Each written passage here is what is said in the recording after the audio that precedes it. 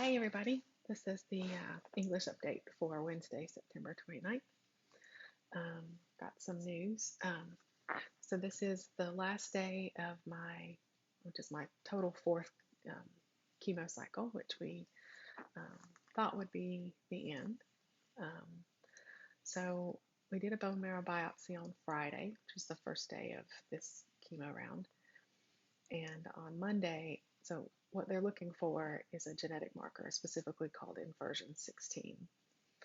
Um, and what they had said on Thursday when I met with them was that if it's present, then we would need to do another round of chemo. But if it's not, then this was the last round, and that's sort of what we expected. And then Monday afternoon, we have an app here called My Chart, so I can get all my test results. And so when they did the biopsy on Friday, they said the results usually take about a week or two because I wanted to know, like, you know, how long are we going to wait for this? So when it popped up Monday, I thought it was just the blood test result. So I looked on it, and it popped up, and it said that version 16 was present. So I started calling and trying to get somebody to call me back to confirm because I was like, I think this means now that this is not my end. This is not the last chemo. We're going to need more. And I couldn't get anybody. And I asked them, to see me yesterday. And the physician's assistant hadn't had a chance to talk to the doctor. They get confirmation. So she's like, I can't say. I don't know.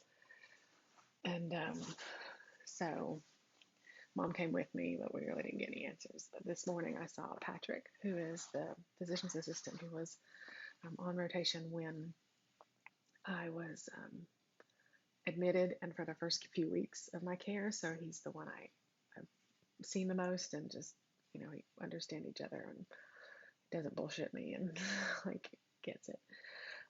So he said, yeah, that he that feels like, yeah, we'll do another round of chemo. We should plan on that. And then what we'll do is, this is the last day of this round.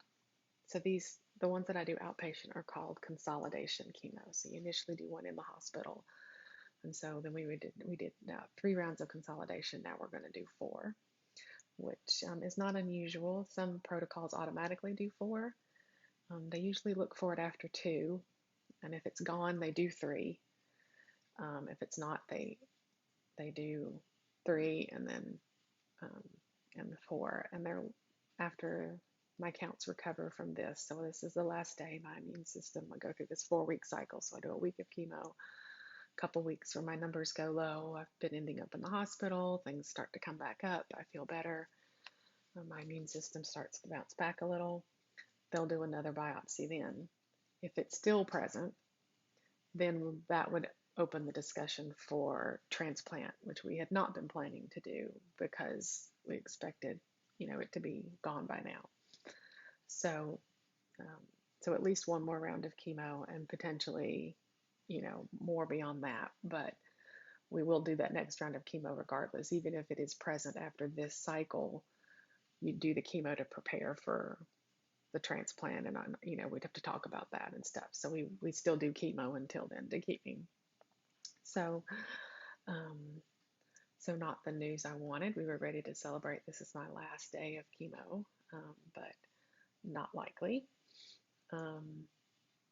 There's another thing that they look for, which is called a minimal residual disease. So you can be that you have a few leukemic stem cells just hanging out, not causing trouble, not actually producing leukemia in your body. They're just there. And people can show up and not be considered, sort of sick with leukemia, and that can go on for a long time. So obviously makes you a little nervous, but we're waiting on more tests like those results to come back. The ones they do tests here from that biopsy, and they sent off to Toronto. So this is just the initial one. But very likely there'll be one more round of chemo at least, and another biopsy after that. So that'll be at least another month before I delay of getting back to work and things. If we have to do transplant, then that's 6 months or more. Um, and it's now called a stem cell transplant. It used to be called a bone marrow transplant. They're the same thing. It just that the process used to be that they literally from the donor went into like their femur and dug out bone marrow, um, which was a painful, like general anesthesia kind of ouch process. But now they can, they give you some medicine to ramp up your stem cell production, and then they take blood out of one arm, run it through a machine, filter out the stem cells, and put it back in the other for a usually like an all day thing. They said like about 8 hours. Sometimes the next day they need to get a few more, but they're so it's really so now it's the stem cells and not the bone marrow.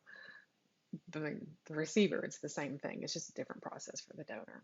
It's obviously much more kind. So if you're not on the registry, get on the registry. I mean, you're probably not a match for me particularly, but you'd be a match for someone. And what they do is they call you and say, hey, we have somebody. Are you available to come in and, sit for a day or two and have, you know, take your stem cells and donate a new immune system to somebody. So that's a big process and one we was hoping that not to do, but if we do need to, then we'll cross that bridge when we come to it.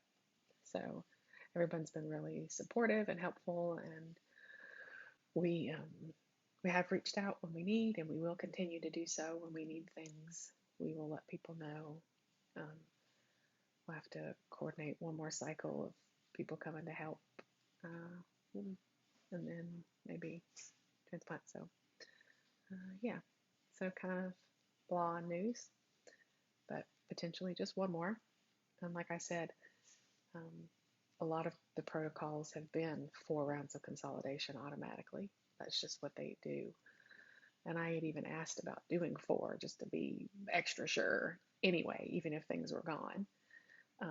So, and they said there wasn't any research to show the benefit of 4 versus 3 when the numbers show, they're gone. Like if it's gone after 2, all the research was comparing just doing 2 cycles versus 3 or 4 cycles. They didn't distinguish those. So, but with the inversion 16 that I have, it's the best responding, highest um, 5-year survival rate, prognosis, overall survival rate, I guess, of the AMLs. So I'm in the best position I could be in with that. But so we'll see. There we go. So there's our news. Okay. Thanks everybody. Bye.